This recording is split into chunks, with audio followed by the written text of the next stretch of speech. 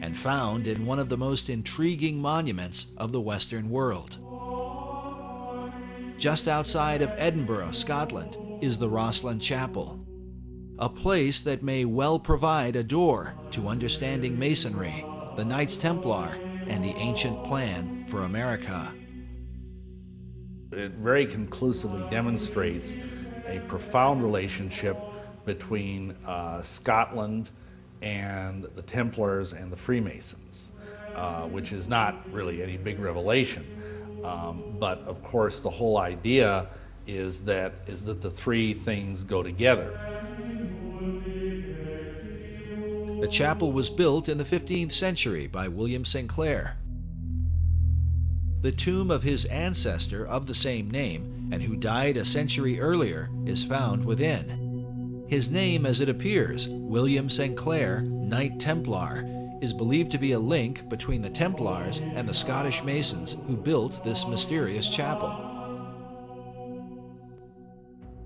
The foundation stone was laid in 1446, and it was finished about 1492.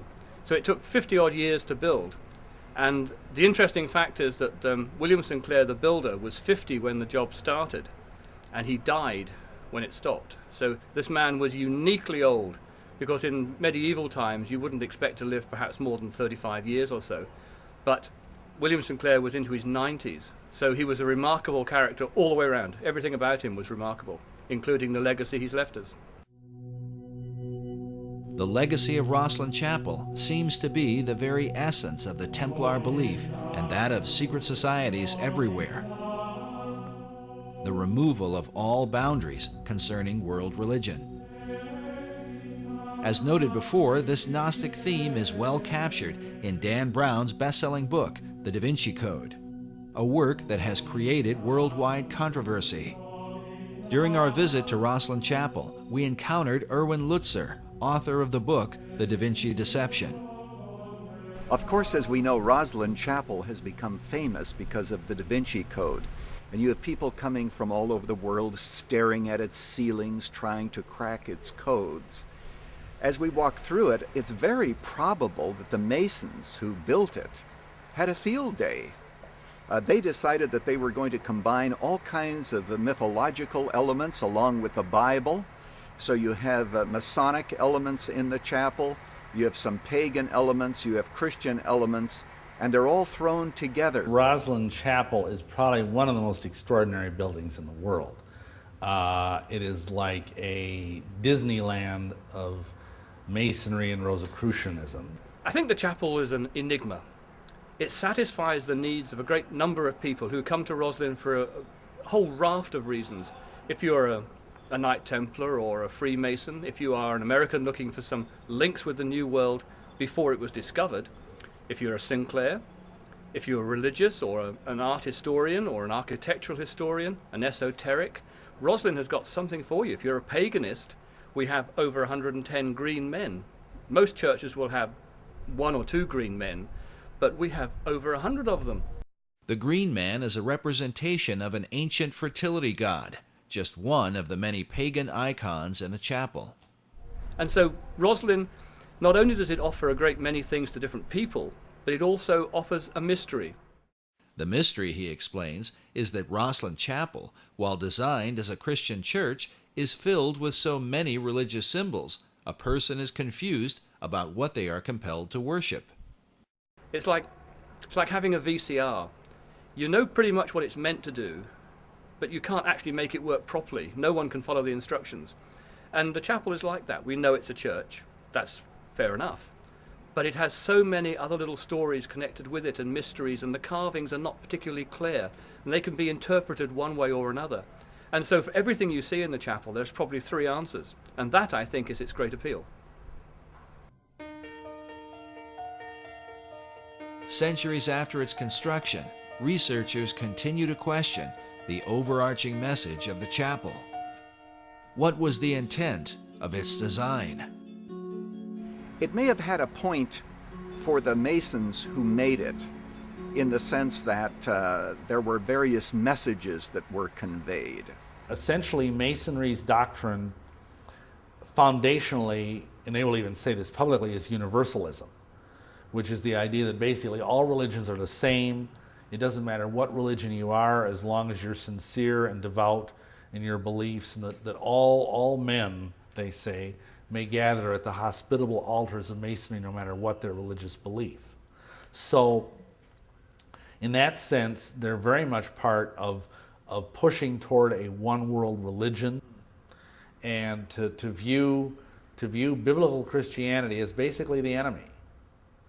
Because biblical Christianity makes unique claims about itself that none of these other groups, the Rosicrucians, the Masons, any of these groups, will acknowledge. Some of us are convinced it's important that Christianity be held distinct from some of the elements that are found here in Rosslyn Chapel. After all, the message of Jesus Christ is very, very unique. But throughout history, you've always found those who want to blend together various ideas, various organizations, and various religions. And here at the Rosslyn Chapel, people can come and they can practically see anything that they want. But within the monument is evidence, not only of what the Templars and Masons came to believe, but perhaps a reflection of things to come. The promise of a land where one day their ancient hope might be fulfilled. For inside Rosslyn Chapel, along with the haunting imagery, is evidence of the New World prior to the discovery of Columbus. Well, there is this window which is decorated. The window frame is decorated with Indian corn or maize, and the chapel was built in the 15th century. So it is strange that Indian corn, which wasn't ever grown here, is used as a motif.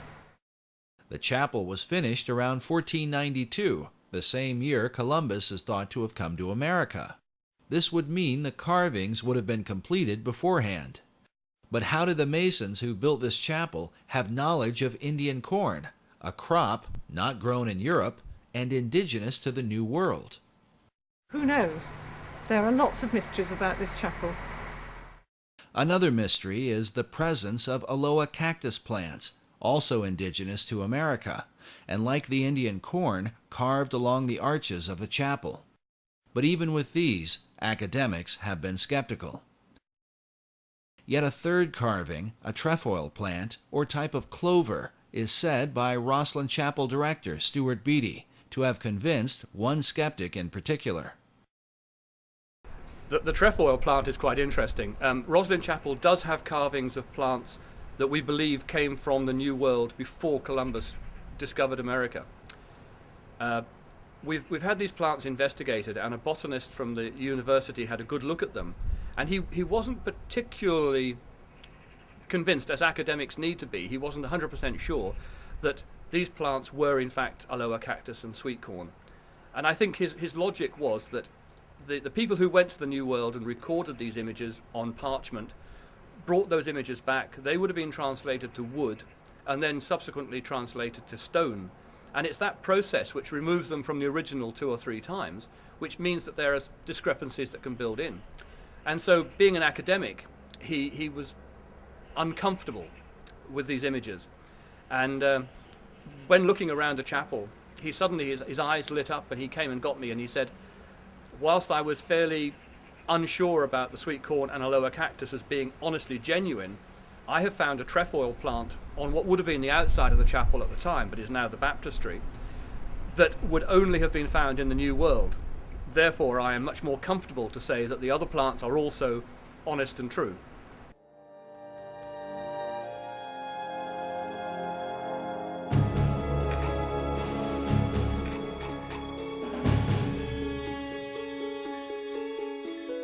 When the Templars were arrested in Europe, many of them are said to have escaped with a great fleet of ships that were never to be found. Could they have made their way to the New World?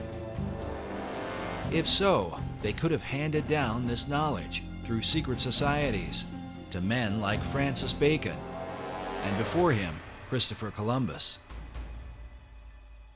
some people believe that Columbus didn't just accidentally stumble onto America, that some secret society which he had access to had knowledge of the existence of the continent of both North and South America. Was Christopher Columbus a member of a secret order? Some researchers point to this painting that depicts Columbus with his left hand in a Kabbalistic gesture, denoting the left-hand path of the initiate, meaning the path of darkness or secrecy.